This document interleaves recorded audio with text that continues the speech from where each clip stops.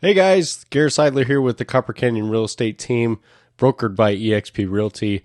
Appreciate you guys coming to my channel today. Wanting to talk to you guys about something that gets brought up a lot these days, and it's whether or not the housing prices are going to go down. I get a lot of buyers that are coming to me and they're saying, "Hey, look, I want to buy. I do, but I'm worried that if I get in now at the prices that they're at, I'm going to lose money." So there's a big stigma around this market right now, and the idea is being thrown around that we are going to see a huge market crash like we've never seen before. The reason being is because of the last Great Recession. In between 2007 and 2009, there was the Great Recession, right? That we all kind of experienced with housing market crashing and everything like that. But there's some things that happened back then that they changed, and they put things in place that those specific things are not happening again in today's market, right? So I don't think that we're going to be seeing another housing crash. I do think that we're going to see a recession, and I do think a recession has already started. So I'm going to go ahead and show you some things. I'm looking on a website right now. Overall, when compared to the Great Recession, conditions are way different this time around, right? It's just there's a couple key things that are not the same as back then in 2007 to 2009 that happened with the Great Recession. Two main factors in particular are going to help us understand why the housing market may actually stay strong during this time. Okay. So the first one is supply is short and demand is high.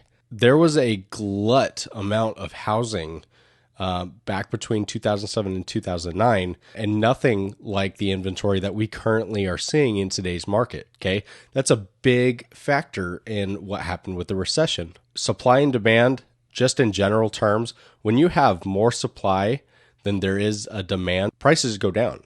When there is way less of a supply and there's a higher demand, then prices go up. Okay. That's just simple supply and demand economics, right?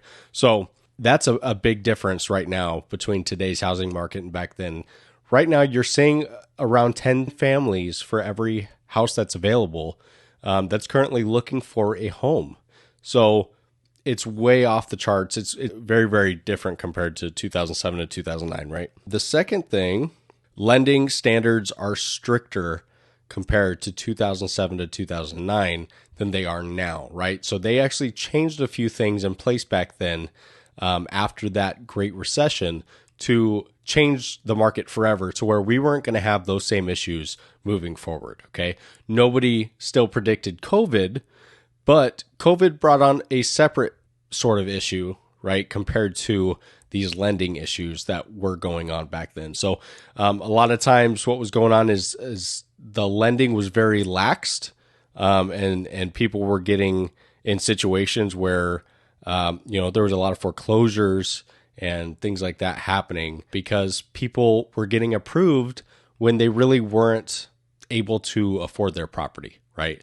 So anything small happening to their job changed everything, weren't able to afford their property anymore. You were seeing foreclosures, you were seeing all sorts of issues going on, right? So way different market than it is now. If you guys are looking at stopping and waiting for this market to crash, it's not going to happen. I'm not a fortune teller, right? But the data and the stats are telling us that more than likely they're not going to be crashing, right? The longer you wait, the more it hurts you, okay?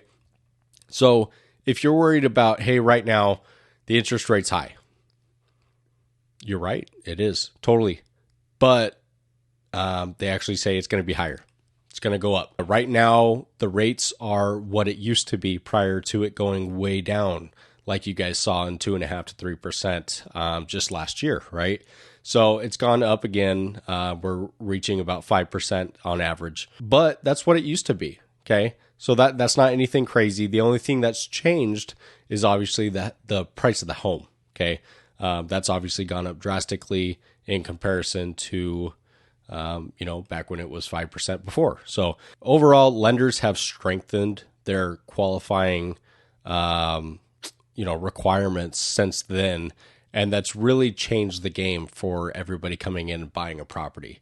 So another thing you guys might not know or remember is back between 2007 and 2009, construction itself was absolutely booming, right? So they were pushing out homes like crazy. It was super quick, super fast. They were able to do all that, and everything about that process was just so streamlined, right? Right now, they've actually taken a step back, and due to issues with COVID, especially, getting lumber and getting material and doing all that, even trying to find laborers are more scarce than they were, right? So the whole production line of the construction issue has slowed down tremendously, which has also driven up that resale value, right? So that's why we're seeing these crazy high prices on resale home, because that's what's available right now. You can find some new builds and everything, but not nearly like what it was just a few years ago. Sometimes you're going to find yourself being on a waiting list, or sometimes you're going to just, end up waiting for quite a bit of time, or maybe even having to put in a bid on just the lot in order to win and then putting in your offer, right? So everything's kind of changed with the construction side of homes. So residential resale has kind of gone through the roof. So that's why you've seen that change there. Big difference compared to before. Construction was just outrageous back between 2007 and 2009. Like I said, pushing out homes like crazy. So the bottom line is the recession, it's going to touch every aspect of our economy, right? It's part of the way the economy works. It goes up, goes down. We're going to see recessions. We're going to see great times with our economy, right? So it's going to go up and down frequently. But right now, the trend is showing us that it's going to keep going up. But the nice thing is now we're looking at things starting to slow down, right? So it's actually a really good thing to see it slow down, because for buyers, we're going to be a lot more conservative with our money, right? And we're going to be able to afford these properties without having to do these crazy amounts of bids. That was the whole point of these interest rates going up, was the government trying to slow down this housing market, which it's working, okay? And that's unfortunately kind of how they have to do that. So it was getting kind of out of hand. They saw it, and this is one of the ways that they can do that. And unfortunately, yes, it does cause a bit of a recession, but it's also not the end of the world. Recessions don't have to be as drastic as you remember back in 2007 to 2009, mainly 2008. But recessions do happen, and it's part of our economy, right? So with that, guys, I appreciate your time. If you can, please like and subscribe to my videos. I post weekly on YouTube, and I want to go ahead and keep creating more content for you. Anyways, thank you guys for your time, and I will see you next week. See ya.